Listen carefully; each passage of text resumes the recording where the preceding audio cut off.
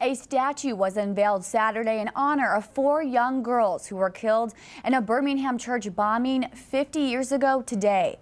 Across from the 16th Street Baptist Church in Birmingham, Alabama, is a new memorial to remember Addie Mae Collins, Carol L. Robertson, Cynthia Wesley, and Denise McNair. They were killed during Sunday school, and their deaths marked a turning point in the civil rights movement. The city of Birmingham donated the land for the sculpture.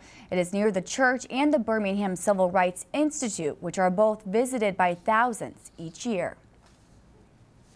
The hair, the nails, the makeup, and of course, the dress. It's no secret that homecoming is not cheap. Next on News at Sunrise, how some high school students are snagging beautiful dresses for a bargain. All right, thank you so much, Clayton. Monticello High School transformed into Cinderella's closet Saturday without the sticker shock.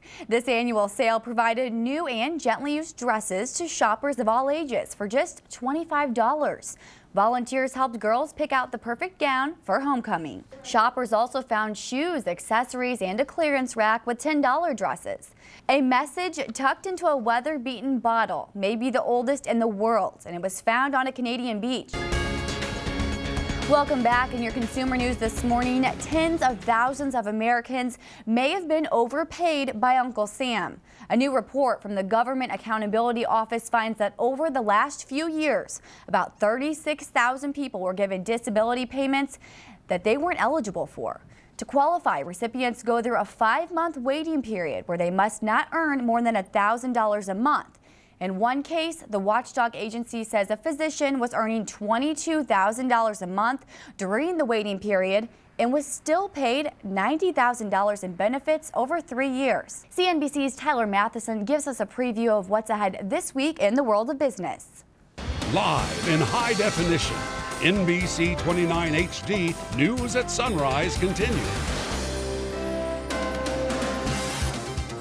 Good morning. You're taking a live look over Charlottesville from our Carter Mountain Cam. Hope you're enjoying this cool, crisp Sunday morning. Thank you so much for joining us on your News at Sunrise. I'm Molly Balkenbush.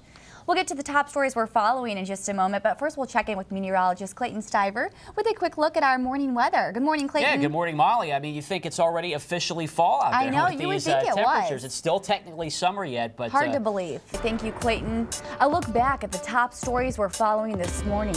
2 men were arrested yesterday morning for a string of overnight vandalisms in Albemarle County. If your property has been damaged, please call the Albemarle County Police Department at 434-977-9041.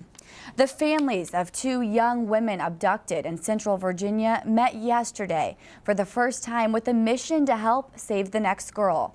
Morgan Harrington's mom united with Alexis Murphy's family to get the word out on nearby unsolved missing and murdered persons cases. Jill Harrington and Laura Murphy share a tragic bond over their only daughters. Alexis Murphy has been missing for 6 weeks. The FBI announced on September 3rd that her phone had been recovered. No new developments in the case have been released since then. Meanwhile, Morgan Harrington's case has not been solved. Hundreds of people came out for the 2nd annual Charlottesville Pride Festival Saturday.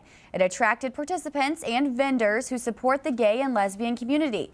The number of vendors almost doubled from last year's festival. There's so much growth, organizers tell NBC 29 they may have to move to a bigger site next year. Covering America this morning, New Jersey Governor Chris Christie met with dozens of owners who lost their businesses in Thursday's boardwalk fire. Later this morning, search and recovery teams will continue their effort to pull survivors from areas of Colorado, literally washed away by floodwaters. But as they work today, there is a growing concern that more rain could be on the way. Jay Gray has the latest from Boulder. By next weekend with a slight chance for thundershower. Great day to get outside and enjoy it. A little bit of everything in this forecast overall, yeah. All right, have a good Sunday. We'll see you back here at 6 o'clock tonight.